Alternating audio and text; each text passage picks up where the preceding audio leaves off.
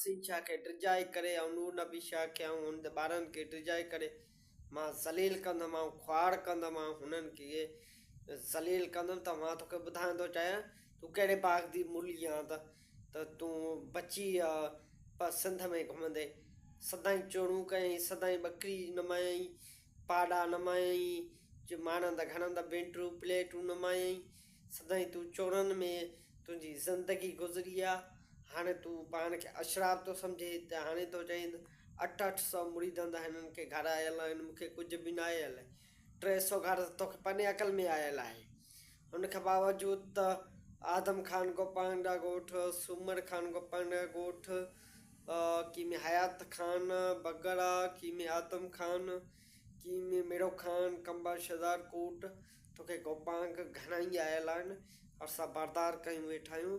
त ॿीहर नालो खयईं न,